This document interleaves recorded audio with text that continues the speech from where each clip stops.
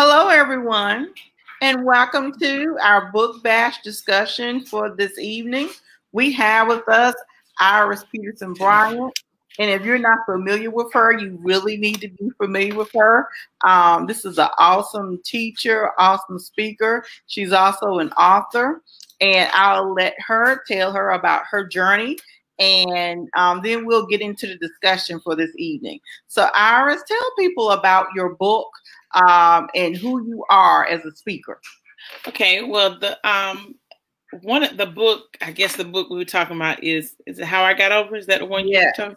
Okay, How I Got Over is really that's the book that birthed Hidden Jewels, and that's very interesting because I guess just processing that, but I asked for people to come together for co-authoring experience, and quite a few people said they were interested, but we ended up with 5 ladies going through the journey. We co-authored a book called How I Got Over, and it dealt with like personal testimonies that each one of us had experienced and how God brought us through that particular point in our lives. While that was happening on this end, we were working on the group, on the book. One of my friends asked me about like the group of people that I was called to. And I have been like a pro at helping other people, supporting other people, playing the background. And she asked me a question over lunch one day. And the question was, if you were in a room full of people and there were people crying, whose cries would you identify? And whose cries would you think you would minister to? And the question kind of gripped me, but I could answer it without a doubt. Like I knew who the people would be. And I told her the woman who was in the room crying, that nobody heard her, like she was screaming, but she wasn't heard because she was still smiling. Talked about the woman who had been rejected or abandoned, and she's in that room crying because she didn't know her place or her purpose. And I also talked about the woman who's been pushing everybody else and really saying to God, when is it going to be my time? And she's crying out in frustration. And I was able to say that. And when I was saying it, I was hearing hidden jewels. So the first group of hidden jewels women were the ones who were going through that process of co-authoring the book. But the Lord did allow me to launch a ministry. And it is for women who find themselves in one of those categories. And I can identify that cry because I have been every one of those women at some point in my life crying because of all of those reasons. So in 2018, we had that small group of women. It was 5 of us. And then last year, we had a face-to-face retreat. And then this year, awesome. You were a big part of that and awesome. Pushing me through all of that. And then this year, we're going to go back virtually just because of what's happening globally right now. But that's how Hidden Jewels came about. Now, you did such an awesome job in organizing the conference and the layout of the conference and getting us to recognize what a hidden jewel is. Mm-hmm. So you gave us a brief overview of the hidden jewel and how you got to that point from author to conference facilitator and conference organizer. But what keeps us hidden as women? What keeps us hidden? I want to share this story that I think kind of answers that question. Growing up, my mother was a person who she always said, like if we got a birthday card, and my birthday is October 20th, and if I received a birthday card on the 15th or the 18th, I was not getting that card until my birthday. Mm-hmm. So she would put it away, and she started saying like, your aunt sent a card, I got it out of the mailbox, and I put it up, but I done messed around and hid it from myself. And that day would come and she didn't know where it was. And then maybe a couple of days later, she would think that she put it on top of the refrigerator or in the phone book, but she tucked it away. Sometimes I think that's how we are. Wow. Like we get this gift and we're like, maybe this is not the time, or we know what we've been called to do. And we're like, okay, I'm just going to tuck this away. I'm going to put it out of sight. I know that it's still here. I know that you called me to write, or you call me to minister, you call me to do whatever that assignment is. But God, I don't think this is the time right now, so I'm just gonna tuck it away. And then we get so busy and preoccupied with life, then we don't even realize the thing that that gift that he's entrusted us with. So I think that's how I want to answer that question, just by that memory of my mother, that, you know, we're running around saying, okay, well, where did she put the card? And she had it, like she had the card in her hand. The card was delivered, but she put it away until the time was right. And I think sometimes we question, or we feel like we know when the time is right for us to use it. And I also read a quote by Joe Saxton just this week. And she said that a lot of women hide their gifts and call it humility. Like we know what we've been called to do, but oh no. And it's not even fake humility. I mean, people really are saying, oh no, not me. Oh no, I can't do that. And it's a sincere humility, because for whatever reasons or whatever things have happened in life that may have made her feel like she's not good enough, or she's not like this person, which that dangerous thing of comparison often causes us to hide our gifts. I don't do like she does, so maybe my gift isn't good enough. So I think that those are some of the reasons that we kind of keep our gifts hidden. And I think a lot of times, often too, just how we've been trained and raised, especially as women, to be submissive and be in the background. And if you've been churched, if you've been churched a lot, you've been told, like, you know, of course you're supposed to be humble, but you're also supposed to like keep your gift. And so you keep supporting and encouraging other people. It may not be church related, but it could be job related, or it could be in community related. And so you're so easily placed in the background that we just become comfortable in. And so a lot of times, and then, you know, we play these questions. Well, you know what? It's not that time, or it's not right, or who's going to find me credible? And a lot of times people pray on deposit. I know that prayers on deposit. I like that. Whoever said that, I really like that. That's all right there. Tell me who said that, because I have a Facebook use, doesn't have your name. Prayers on deposit. I love that. Because what was the comment again? Prayers on deposit. Oh, wow. Prayers on deposit. And I think that we're so comfortable, especially as African American women, being like the cheerleader per se, and we don't want to be out front. But a lot of times when we do that, we not only hinder our own blessings, but we hinder other people who are attached to us. Absolutely. And that puts it in a different light when we when you think about your gift. Ariel, who is the preaching, teaching something. She's good there. Prayers on deposit. I like that. But yeah, sometimes we do put other people, is that what you're saying? We promote other people and diminish what God has called us to do. I agree with that. I do. Yeah. Now, your purpose of having the Hidden Jewel Conference, what was your divine purpose?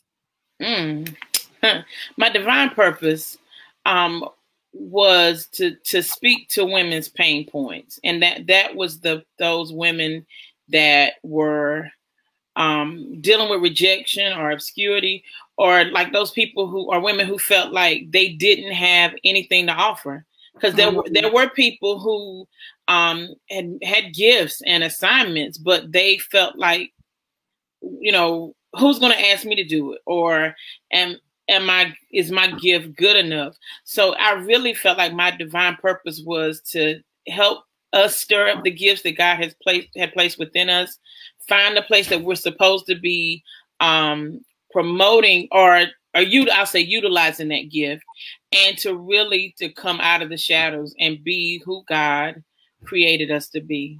And I felt like it was, and I won't say easy, because it wasn't easy. It was a journey to get to that place, but it was easy to do it because I was able to say to the women there what I needed someone to say to me years before. Wow. Now you had to do an exercise, several exercises, but one exercise that was stuck with me. One was when you had us to fold the piece of paper and we were doing the numbers. But, you know, wow, you think that it's so easy.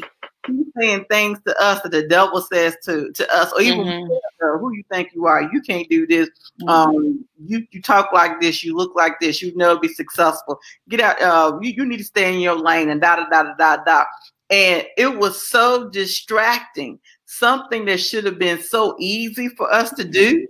Something that you may do in first or second grade because of those distractors and those voices speaking over us. It became heavy. It became heavy to the point I was like, girl, I can't get these numbers together.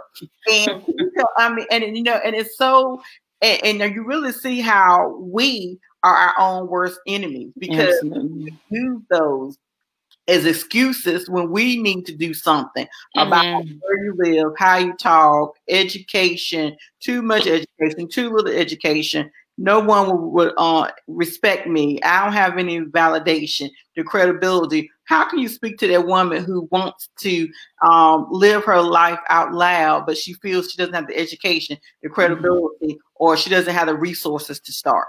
Okay. And I probably should have said this to start with. A lot of times, I think a lot of my answers are backed up with personal experience and things that I have encountered in life. So when you asked that question, I thought back to actually 2009. My brother and I were having a conversation about a song. He's a minister, and he asked me to sing the song at his an event one Sunday, and the song was beautiful. And I said to him, it was a CeCe Winans song. I said, I can't sing like CeCe. And he said, you can't? And I felt, even though I had just made a statement, I can't sing like CeCe. When he said you can't, I felt another level of defeat.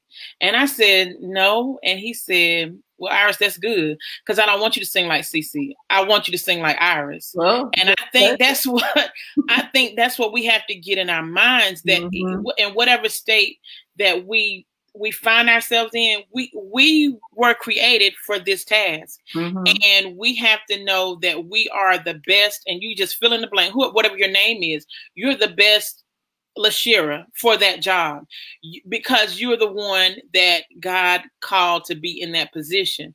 So when we hear these things, and it's a lot of times it's the voice of the enemy, but sometimes it's our own voice. It's things that we're saying to ourselves, things maybe that we've heard other people say to us that we have adopted. We've adopted a lie, and we believe that lie.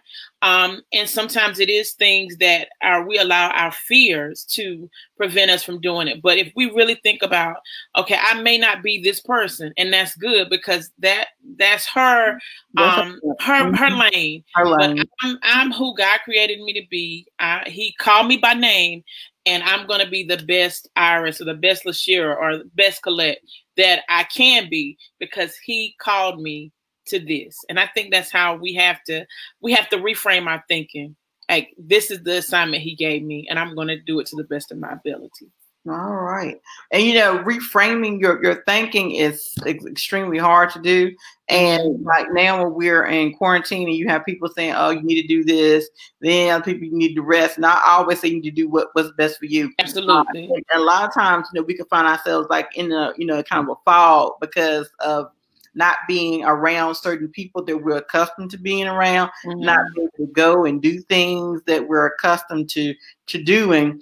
And even though we can be busy and productive at this time, sometimes we need to step back. I know I've been preaching like reset. This is kind of reset. And, reset looks different for different people, and sometimes look different times. Like one week you may be productive, and one week you need to like just slow down. Like today I had all the stuff on my list I was going to do. Girl, I ain't do half of it. And it's okay. And you know what? It is okay. It is. And you know what I think, I'm sorry, go ahead.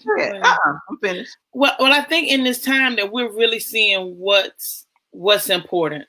Like, I think we had become so accustomed to doing, as the young people say, doing the most. We just had everything going on. And this time of reset and pause, I think it's a good time for us to examine everything that we were doing and seeing, okay, God, I was doing this, and this.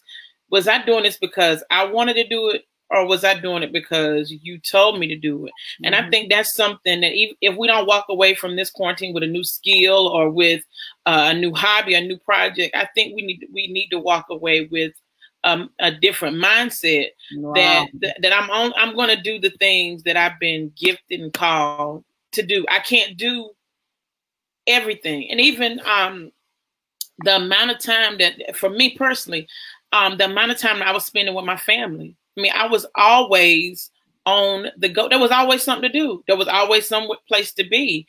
And having the time, like, I don't think I have cooked this much in my whole life because I could just go get something or but just having that time where you're finding new recipes and just spending quality time with your first ministry. That's big. And I also think that, and I don't know if this was the question you asked, but I also think that we need to be mindful of people who are not in a situation where they're in the home with family. They may be by themselves. And it's my prayer that I'll be sensitive to that. And I've been trying to think of people to call and to write letters to, because if you're in quarantine and you don't have family, or we may have some elderly people who really are alone. So I think that's important, that we are mindful of what's happening in the season. We're doing what we can to cultivate the gifts that God has given us in our home, but also be mindful of how we can be a blessing to others during this time. That's a really good point. I really thought of that about people who are actually by themselves. And a lot of times when you're alone and you're playing solo, instead of being more productive, a lot of times that's when the enemy will speak more to your mind and tell you about your weaknesses and your deficits and what you can't do. So that's a good point to make. And I'm going to follow up with that. Now, how can we cultivate the hidden jewels that are within us? One way I think to cultivate them is we have to know what they are. Like, I think the first thing we have to do is to ask God, what gifts have you deposited in me? And we shouldn't be afraid of, and I don't mean revisiting the hard places in our life where we get stuck there, but sometimes I think we need to go back and remind ourselves of what God brought us through, because sometimes that's a hidden gift. When you see other people who are facing something that you have overcome, being able to pull that up, a testimony, and to share how God brought you through. So I think it's good to cultivate by knowing what that gift is. And then if it's a gift of writing, then write. It's not about being perfect or starting at mile marker 20 when you are at point 0 or point 1.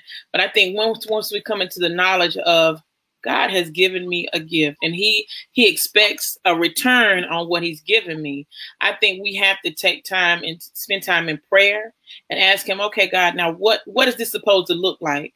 How am I going to honor you with this thing that you've given me? How do you want me to give it back to you? Because when we honor him by serving or carrying out that assignment, then he's looking at that thing he gave us, and then we'll know whether he's pleased. We'll feel his favor or his seal of approval upon it. But it starts with actually spending time in the word and spending time in prayer. So we'll know what it is that he has given us. And a lot of times, it may be things that he showed us decades ago. Like, I'm convinced that there's some things that he told us when we were little girls. Like, he showed us some stuff, and we've got to remember who we were. Remember when we weren't afraid to try things. I wasn't an athletic person, but if I was on a monkey bars and you dared me to do something, I was going to do it just because you dared me. And I think that's the kind of faith that we need to have now. Wow. Like, okay, God, I've never done this before, but you showed me myself doing it. So I'm going to do it because I know that I can. So it's like we have to activate that childlike faith in what he has deposited in us. I think that. We have to start there. And now a lot of people, this because you're being at home for such a great length of time, their faith may be waning. But, I want to challenge people to not let your faith wane, but just to increase the level of faith. Because this is a time, I think, who was I talking to? I may have been talking to Cassandra, or I don't know who I was talking to, Cassandra Durham or Latanya, with my book club members. I don't know exactly. But this is a time now where people who are used to being in control, they're no longer controlled. From the CEO to the janitor, honey. You don't know from day to day, from moment to moment, what's going to happen. People who are heavily invested in stock investment, they're seeing the portfolio plummet.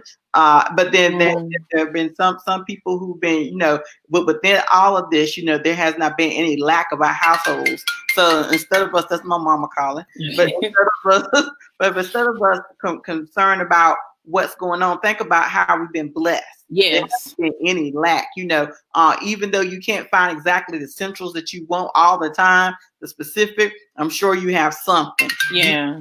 You have food, you have shelter, you have all of that. So I want to say concentrate on that. It was Cassandra. Okay. Yeah. Concentrate on that. Concentrate on what you do have, and think about how God has blessed you. Even though you may not have exactly what you want, you do have your needs met. Absolutely. That's so important. Constantly meet over and over again. And be thankful. Concentrate on that. Yes, and while you concentrate on, I think it's important to be thankful, because you can see my needs are met, and sometimes we can still have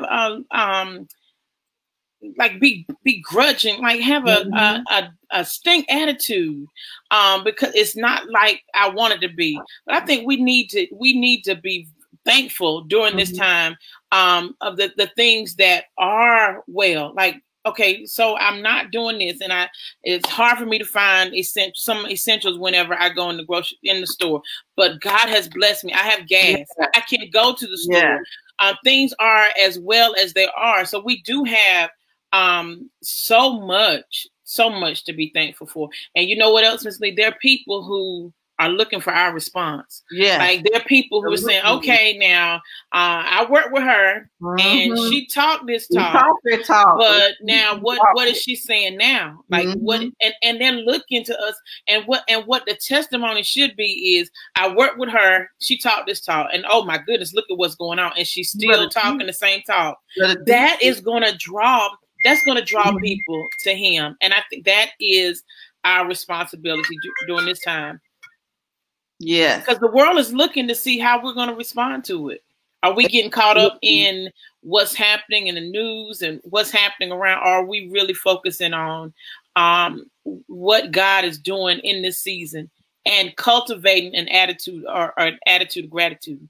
Like just really waking up saying, you know what? I'm thankful. I get a different email, a different message, seem like all day long from, they're just things. 1 minute they're saying we're going to do this. Then they send another email 2 hours later. We're doing something else. But God, I thank you. I thank you. And I just thank you. I had to chastise myself on that, because some days are better than others, to be quite honest with you. And I had to come to the point, I said, well, Lord, I'm going to thank you, because some people will want to receive an email. That's so true. Some people will want to receive an email knowing that they still have some type of employment and some type of income coming in. Or some people not have to wonder about this and this and that. So, Lord, within all of this, I'm going to thank you. Gotta be thankful, because as I said, this is the time to reset, but we need to retrain our minds. And some of us, we've been thankful. A lot of times, God has brought all of us to the point where we now be thankful and grateful, but we are mindful of what other people may not have. Oh, yes. And as you were saying earlier about helping other people, this has also helped me not to be so, thinking like, everything, you got everything under control. The world, no, baby, you ain't got anything under control. I am still the master. Yes, indeed. I am the Alpha and Omega. And, he's teaching us lessons. It's yes, he is. To learn. So I thought about having this programming for the next month or so, since a lot of us are still in the stay home orders, and I was thinking about people who I can call upon, and I thought about you because of not only because of your knowledge, but your humbleness and your willingness to serve, and about that being a hidden jewel, because this lady right here is a hidden jewel right here. A lot of you all may not know her, but when I say she has a giving heart, she has a heart of a servant. You know, she planned an event for us, even though she was going through trials and tribulations. Wow. She executed this event in excellence. And if you didn't know, you wouldn't know. And I thank God for that. No. I thank God for that. And you know what, he was and I go ahead. I know, you go ahead. Well, I can share this. We had a retreat in July of 2019, and 2 days before the retreat, I found out that my 16-year-old daughter was pregnant.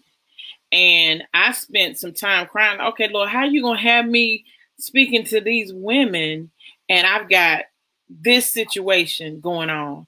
And I prayed and I cried and I cried and I cried and I cried some more. And, you know, a couple of weeks ago, you had Michelle Stimpson on, and God allowed her to send an email out, like, to all her subscribers. And she asked at the bottom of that email, like, and how are you? And I'm sitting there reading. I'm just like, it's like, I am all to pieces. And I responded to her email and just poured my heart out to her. And she ministered to me. I mean, she responded immediately and just spoke life to my situation. And I'm so thankful that God allowed me to still lead and not show any of that. And it wasn't about me putting on a facade. What I was called to do in that hour was greater than the pain I was experiencing. And we have to understand that we're going to have to minister through pain, minister in spite of pain, because our assignment is greater than that hurt. Because I couldn't stop and not minister to the people who God has sent to that a conference and wallow in what had happened. That I couldn't do anything to change. I mean, that was done. I had to focus on the assignment that he had given me. And the name of the conference was Hidden Jewels, and the ministry was Hidden Jewels. And my grandbaby was born, and her name is Jewel. And I think you knew that her name was Jewel. No. But she came through that test. That test happened, and there were so many things that were deposited in my daughter. And I'm so thankful that the women that were there just loved on her because of her gift, and nobody knew, what was going on with her. Nobody knew. And she was just saturated with love on that weekend, and that was just everything we needed. That weekend was just so phenomenal. And she, Ira sacrificed a lot. And she and I met at a Christian Book Lovers retreat. We briefly, when I say briefly, because I got about at work, we like worked together. But she and I connected. You know how God, it was a divine connection. She and I connected very briefly. And then I connected with her children at that job. And so it was just so divine. I want to say the hidden jewel, because she's a hidden jewel. And we would go in her office and we would talk about scripture. We talk about real life. And something that you said about ministering, through the pain and purpose. A lot of times people feel that in order to have a purpose or to minister, you have to be in leadership in a church ministry. But I think a lot of times, a lot of us, we have a ministry. It may not be exactly within the confines of the church, but you have something to do and something to share with other people. Now, can you speak to that woman who said, well, I'm not a minister, I'm not a pastor, I'm not an evangelist, but what can I do to help prepare myself, my family, and other hidden jewels? Okay. The word minister means, one definition is to meet needs. And oftentimes, if we get stuck, thinking about we got to be behind a pulpit or we got to be in a building, in order to minister, we'll completely miss the assignment, because there's a world out there, and some of them ain't coming to the church, or not right now. So we have to be that example. Every jewel, I won't say every jewel, but the diamond, the ruby, the pearl, all of those jewels were developed because of pressure or because of something that caused an irritation, like that pearl. It was it formed because it's some dirt gets in the oyster, and the oyster puts something around it to protect it. But it's because of irritation that jewel is developed. A diamond is developed by pressure and heat. So there's some things that people have experienced, and they may never stand behind a pulpit and give a testimony or preach a sermon, but their life is a message. And if they will allow God to be open and to hear, it may be that they're giving a sermon in Walmart. Like there's somebody there that needs to hear how God brought them through or what God has done in their lives. And that may mean more than the one who's preaching to 1,000 of people who are who aren't turning from wicked ways, who already know Jesus as their Lord and Savior. But you're taking the time to speak to the least of these, someone who may not know that they're valuable, but you're sharing with them where the Lord brought you from. So I wanted to challenge that woman to take advantage of every opportunity. Don't look down on the things that God has brought you through. Don't feel like, or don't make light of them, the things that God has brought you through, because there's somebody who is looking at you to see how did they get through that? How did they come out all right? What did they do so that I can know what to do in this situation? So I believe that there is a way to minister, and it may not always be behind the four wall. Even now, I mean, we don't know when we'll be able to assemble again, but there's somebody who just might need to hear a word of encouragement. And that's ministry, because you're meeting that person's need. Yeah, and a lot of times, people, especially women, we've been trained and thought. And you said earlier about changing their growth mindset, educational, their growth mindset about not allowing it, because now I always tell, like Cassandra, because I volunteered to do something for her, because Lord laid something in my heart for her to do in October when she gets ordained. I said, look, let me tell you something. Every now and then I may say some words I don't need to say, and I still drink Moscato, and she just laughed at me because she knows I still believe in serving, and I do believe in following instructions. And the Lord had told me to do something in October for her. And I told her, I'm going to prepare myself for the week.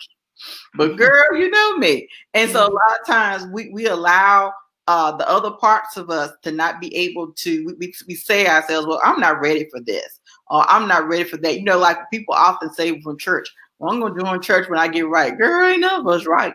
You know what I mean? So, don't allow some of your good evening folks who my good Facebook, hello, I don't know your name, but good evening. Don't allow your flaws, what you perceive to be your flaws, to hinder you from doing what you are called to do.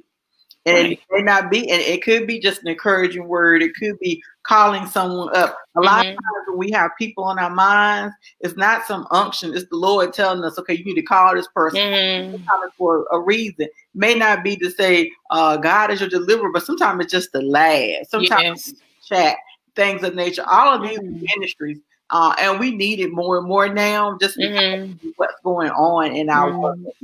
Yeah, and you're a Facebook pastor, Sheera, because you're consistent. Listen to what I'm saying. You are consistent. You are always giving information to encourage your people. And I think I was laughing today with, I think the graphic you put up about who stole my coffee. Yeah. And I said, she is always doing something, and because you don't know what that quick little news you can use, or that funny graphic, what that's going to do to a person. Because sometimes I'm sitting down and it was this morning, I was at the grocery store and I didn't want to go in, and I needed something, and I just sat there and I looked at the little graphic and I played the game, and I was like, I ain't gonna get it right, but maybe she put the coffee in the basement. But you give us something to look forward to. And for some, that's a big deal for some people. Like to just have something creative to say, okay, what's my favorite game or what's my favorite song, but it's keeping us stimulated, and we're not always thinking about what's happening on the news. You're giving us something fun to put our mind towards. Because you work with me, everybody knows me. I'm a talker. So being at home, one of my former colleagues, she inboxed me about 3 weeks ago. She said, "Girl, are you okay?" I know you like people. I said, "Girl, I'm making it." Mm-hmm. But it's it's a way to me just to connect with people. That's awesome. Yeah, honey. Because I sometimes like I say I'm a introverted, extroverted. Extrovert when I want to be around, I want to be off, but I want to be down. It's off. But honey, it's been a long time down. So y'all pray for us, sister. Either I'm going to talk to my husband to life, and he's just going to be looking at me crazy. That's awesome. That's awesome. Oh, Lord. Well, we thank you. Well, tell us about your book and how it can help other hidden jewels to be birthed.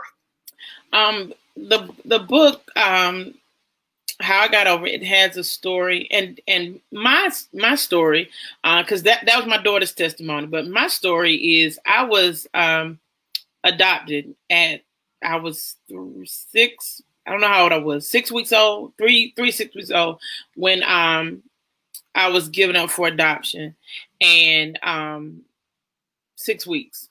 And even though I didn't know that I was adopted until I was about 12, there was for me, there was always something. So I grew up feeling, and even after I learned, I felt like I wasn't good enough, or I wasn't enough, or the enemy would have me.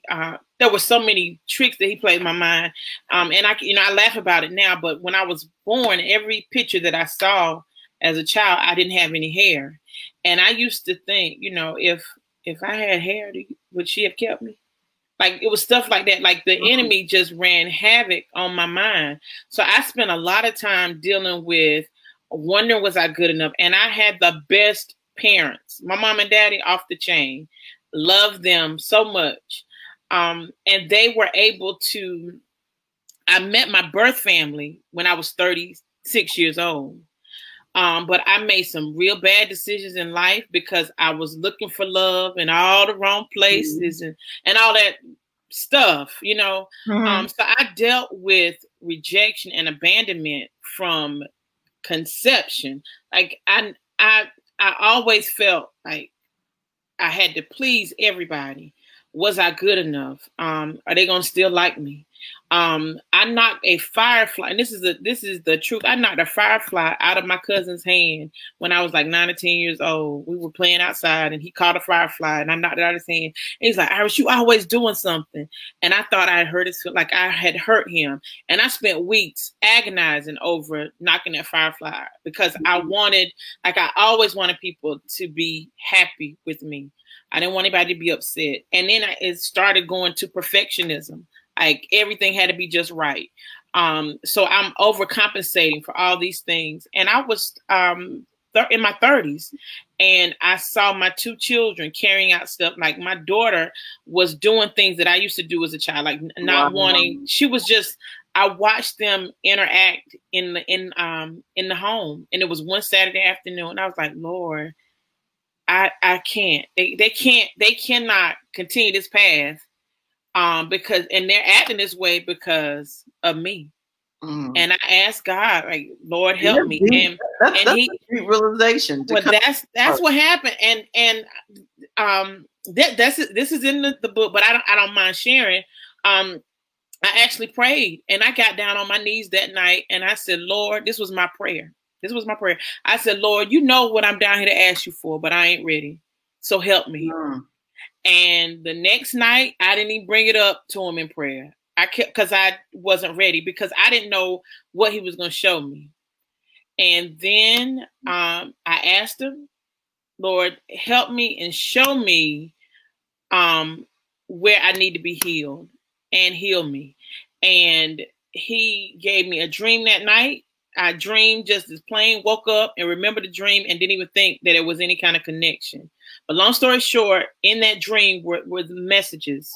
And I dreamed about a specific person who went to church with me. And this was in 2008. And I went to her in church. I went to her and I told her my dream. And she said, Shug, I can't talk to you right now. I cannot talk to you because I said to her, do you know my birth mother? You were in the dream and you were helping me find her. And she said, I can't talk to you. I can't talk to you about that. And she walked away and it didn't bother me. Like I didn't even know that I had stirred something up in her. 2 days later, we were at a meeting at church. And she looked at me and she broke down and went to crying. And she said, when I look at you, I see somebody else. And I still, and I'm so thankful for God's protection because she was telling me everything I needed to know, but there was a blockage. Like there was stuff I wasn't comprehending it. She called me that night and she said, honey, I know your mama. We went to high school together and you have brothers and you have nieces and nephews. And we were eating at Pizza Inn and I just started crying and the waitress came over. I guess she thought the service was horrible. She's like, everything okay? And I was like, I had never and what she said is I went to an event tonight. She was there and she wants to meet you. And I met my birth mother in 2008. Wow. 3 brothers. I met them in stages. And I thank God because I couldn't have handled all of it at one time. 13 nieces and nephews. Wow. 12 aunts and uncles. And then my family, my family that raised me, just awesome. I have the best of both worlds and I'm thankful. But the Lord had to get me to a point that I was able to hear that. And oh, absolutely. Absolutely. But there were things I saw happening with my daughter that I knew if I didn't deal with me, she was going to be Iris Jr. And there were things about Iris that I ain't like. And that was the things I was seeing in her. And I did not want her to continue in the path that I had laid out for her because of insecurities and doubts and all of that in my life. So that was my story, A Whisper in the Night, or I think that was the name of it. But I thank God for his redemption. It was from rejection to redeem. That was the name of my passage, from rejection to redeem. And he has shown me that the same way in the natural that I have felt abandoned and left alone. And I realized that my family accepted me and they adopted me and they treated me like I was their own. I mean, there was never a moment that I felt that my parents weren't my parents. And that's the same thing God has done for me. Ooh. He accepted me. He redeemed me. He calls me his own. And I am accepted in the beloved. I'm loved by him. And that's all I want to do. I just want to share. You can see it on your face. You can see it on your face. You can see like the joy that you speak about. You can see it on your face. But, it doesn't come overnight. That's so true. It doesn't come overnight. And, it's that process. And often it's being in that process is what we don't like. I mean, I can just say being in that process. The process don't feel good. Process don't feel good.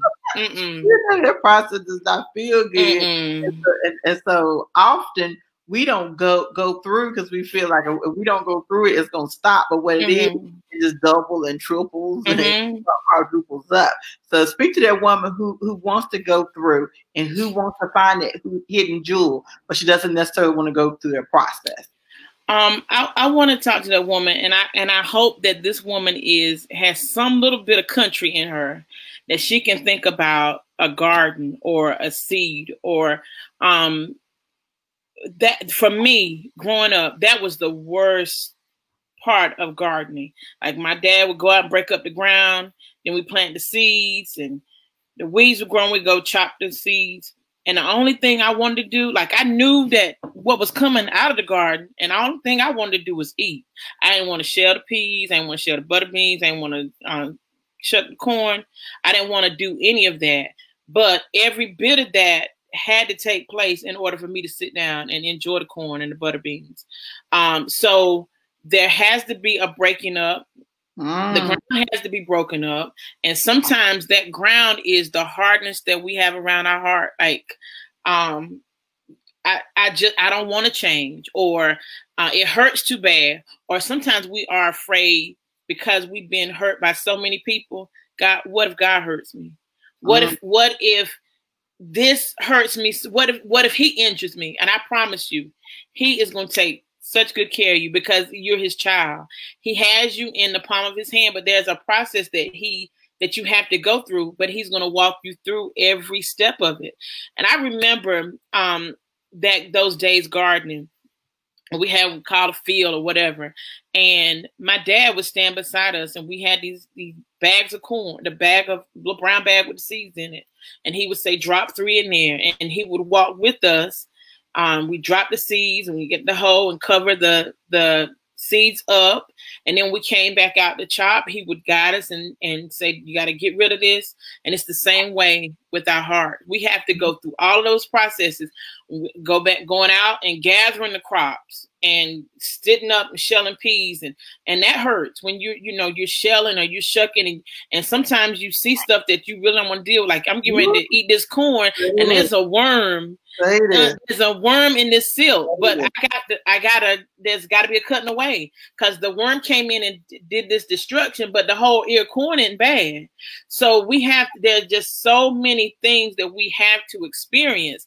But honey, when we sit down, that plate of corn and the butter beans and that white side meat, homemade biscuits, all of that is going to be worth it. You don't even think about, like, when you sit down enjoying that meal, you're not thinking about all that work that you did on the outside, when you out there breaking up the ground and sowing the seeds and out in the heat of the day chopping. You're not thinking about that because you're enjoying the fruit of the labor. And I want that woman to think that same way with that gift, or that hard place right now. There's some things that are going to have to be dug up. There are going to be some things that are going to have to be chopped away. There are going to be things that have to be cut away, and it's not going to feel good. But every single bit of it is working for your good. I laid in the bed those nights whenever I was telling God, you know what, I'm going to ask you, but I ain't ready. And I held my mouth together. When I would wake up in the morning, my mouth would hurt. Like my teeth, I just ground my teeth at night because of the agony that I was feeling on the inside. And now to go to bed at night and to sleep real good, and not to be worried about, Lord, where did I come from? Or does she like me? Will she like me? He said, I love you. And even if I had never met her, or if I met her and things didn't work out the way that they have worked out now, my love for him and his love for me wouldn't change. And there would still be some kind of testimony in that. So we don't know what's at the end. We don't know what the end is going to look like, but we have to trust him to carry us through every stage of the process. And he's well able to do it, but we gotta trust him. We gotta trust him. We gotta trust him. All right. Well, thank you. Look, I always go over my time. We're about 17 minutes. But can you tell us the name of your book? Sure. The name of the book is How I Got Over. It's the story. There's a story of forgiveness, a story of being rejected and being redeemed, a story of choosing love in spite of various situations. So there are 5, a story of healing. So there are 5 stories in that book, 5 personal testimonies in that book, but it's How I Got Over. And you can find it on Amazon. Well, I want to thank you because you really did an awesome job. This woman is a teaching sister right here. She's such a humble person and such a giving person. And thank you for accepting the invitation. Thank you for asking. This episode of Book Bash, I hope it bless someone and will continue to sow blessings into your life. Okay, thank you. Well, up next week we have Cassandra Durham and somebody else. I can't remember my schedule, to be honest with you people. But thank you, and keep on reading the comments and things of Book Bash. And if you need to replay this, do so. And I hope it blesses you. Me too. Thank you so much. Have a good night. All right, bye. Bye-bye.